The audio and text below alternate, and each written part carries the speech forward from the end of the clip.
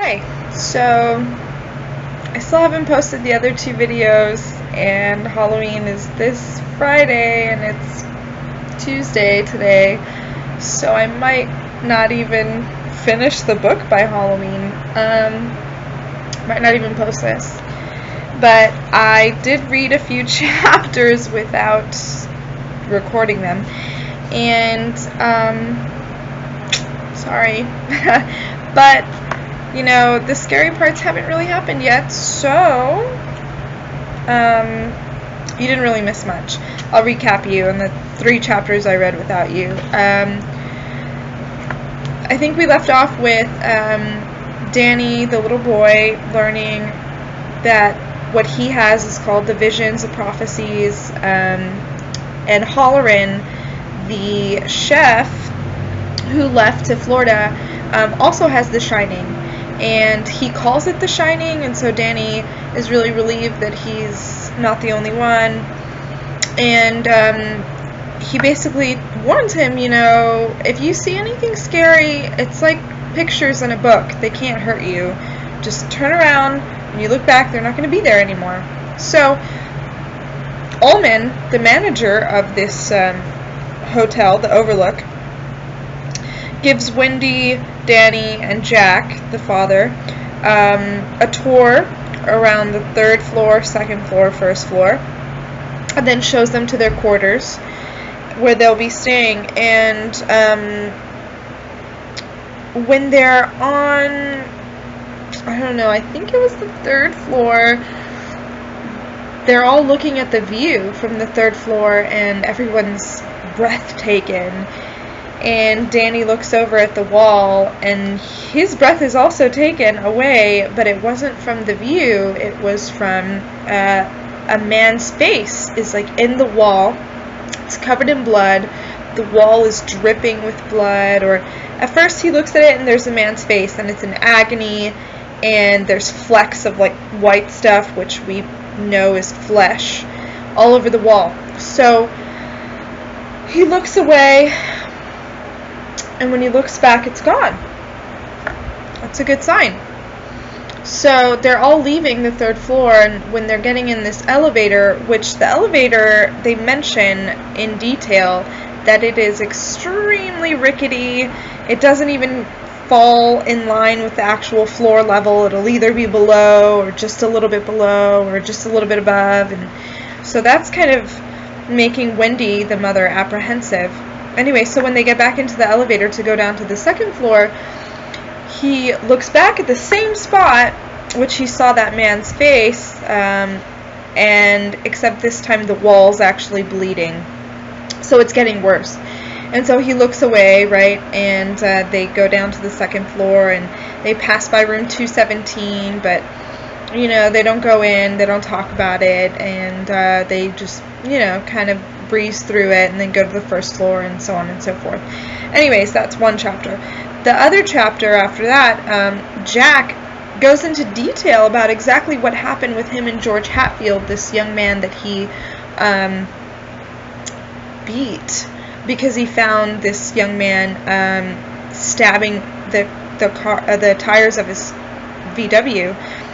And so turns out that he had George Hatfield in the debate team, but he had to cut him because he kept stuttering, and it was just not going to work out. I mean, he was a great debater, but when he'd get too excited or emotional, he'd just start stuttering.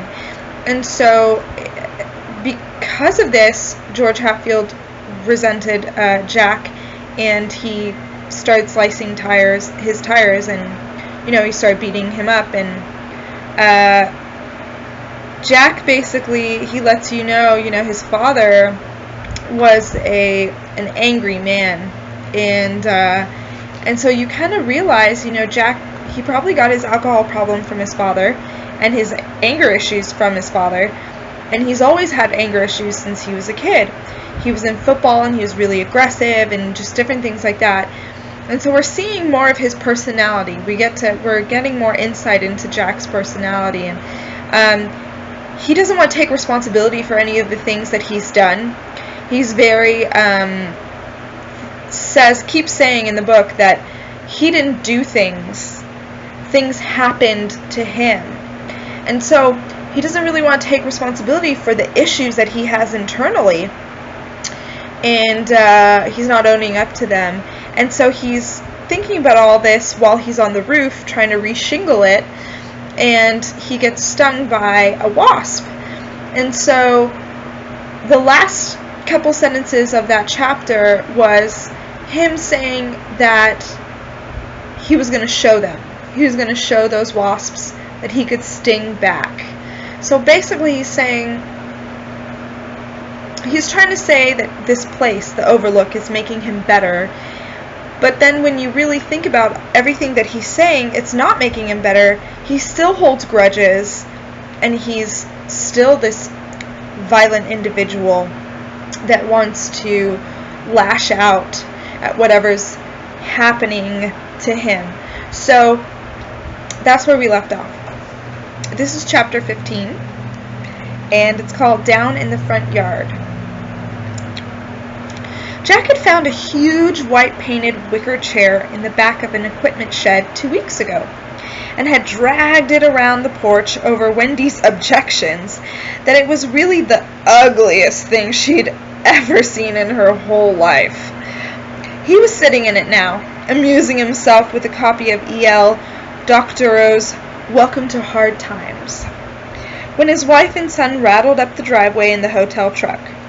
Wendy parked it in the turnaround, raced the engine sportily, and then turned it off. The truck's signal taillight died. The engine rumbled grumpily with post-ignition and finally stopped. Jack got out of his chair and ambled down to meet them. "Hi, Dad," Danny called, and raced up the hill. He had a box in one hand. "Look what Mommy bought me."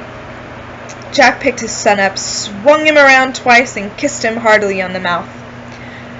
"Jack Torrance, the Eugene O'Neill of his generation, the American Shakespeare," Wendy said, smiling. "Fancy meeting you here, so far up in the mountains." "The common ruck became too much for me, my dear lady," he said, and slipped his arms around her. They kissed. "How was your trip?" "Very good. Danny complains that I keep jerking him, but I didn't stall the truck once, and...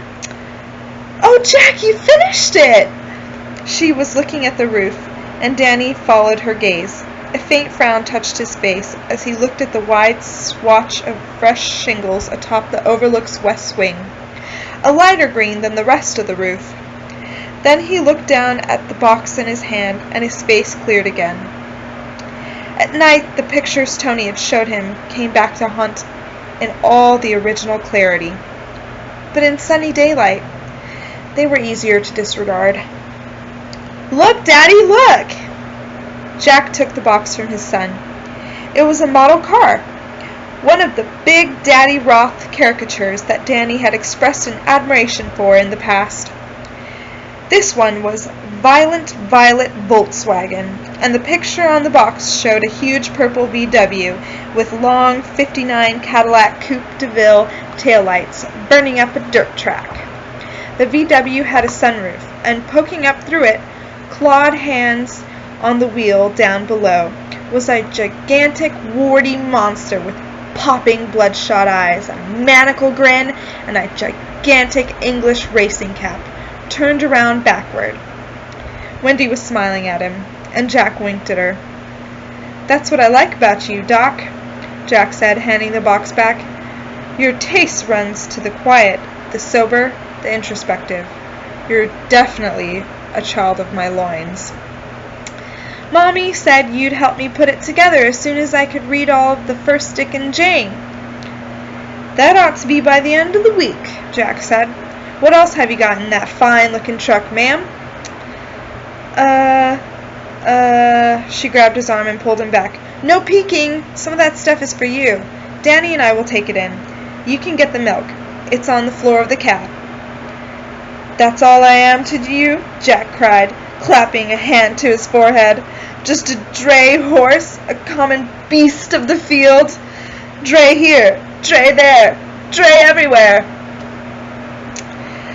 Just drain the milk right into the kitchen, mister. It's too much, he cried, and threw himself on the ground while Danny stood over him and giggled. Get up, you ox, Wendy said, and prodded him with the toe of her sneaker. See, he said to Danny, she called me an ox. You're a witness. Witness, witness, Danny concurred gleefully, and Broad jumped his prone father. Jack sat up. That reminds me, Chumley, I've got something for you, too, on the porch by my ashtray. What is it? Forgot. Go and see. Jack got up and the two of them stood together, watching Danny charge up the lawn and then take the steps to the porch 2 by 2. He put an arm around Wendy's waist. You happy, baby? She looked up at him solemnly. This is the happiest I've been since we were married. Is that the truth? God's honest. He squeezed her tightly. I love you. She squeezed him back, touched. Those had never been cheap words with John Torrance. She could count the number of times he had said them to her, both before and after marriage, on both her hands.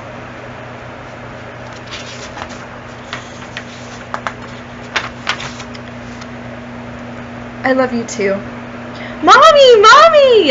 Danny was on the porch now, shrill and excited. Come and see! Wow! It's neat! What is it? Wendy asked him as they walked up from the parking lot, hand in hand. Forgot, Jack said. Oh, you'll get yours, she said and elbowed him. See if you don't. I was hoping I'd get it tonight, he remarked, and she laughed. A moment later, he asked, Is Danny happy, do you think? You ought to know. You're the one who has a long talk with him every night before bed. That's usually about what he wants to be when he grows up, or if Santa Claus is really real. That's getting to be a big thing with him. I think his old buddy Scott let some pennies drop on that one. No, he hasn't said much of anything about the Overlook to me. Me either, she said. They were climbing the porch steps now. But he's very quiet a lot of the time. And I think he's lost weight, Jack. I really do. He's just getting tall. Danny's back was to them. He was examining something on the table by Jack's chair, but Wendy couldn't see what it was. He's not eating as well, either. He used to be the original steam shovel. Remember last year? They taper off, he said vaguely. I think I read that in Spock. He'll be using 2 forks again by the time he's 7. They had stopped on the top step. He's pushing awfully hard on those readers, too, she said. I know he wants to learn to please us, to please you, she added reluctantly. To please himself most of all, Jack said. I haven't been pushing him on that at all.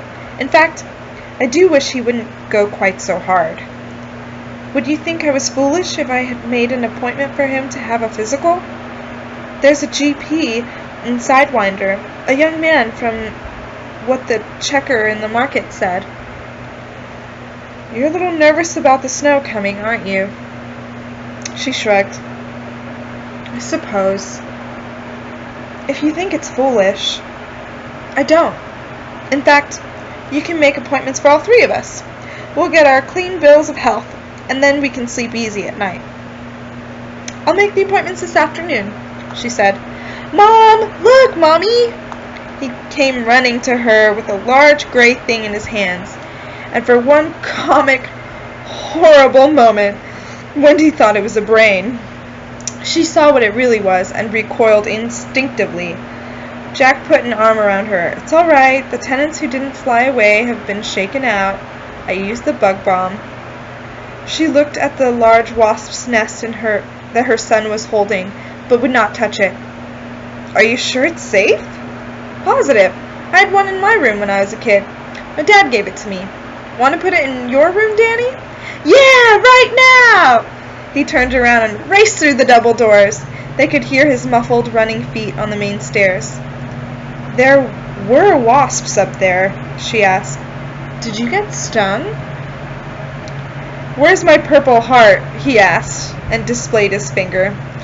The swelling had already begun to go down, but she oohed over it satisfyingly and gave it a small, gentle kiss.